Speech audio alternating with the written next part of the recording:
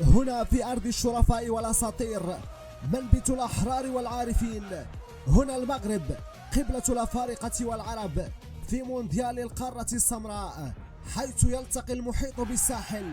وعلى أرضها ستكون النسخة الاستثنائية بحضور 24 منتخبا سيتنافسون في 6 ملاعب عالمية للتتويج بثالث أفضل البطولات القارية.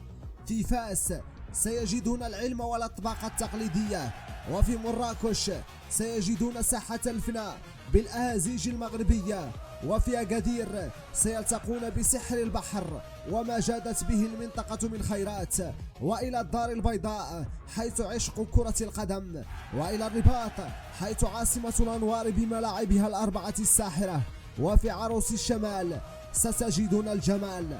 المغرب يرحب بالجميع في أرض الجميع في مونديال إفريقيا 2025.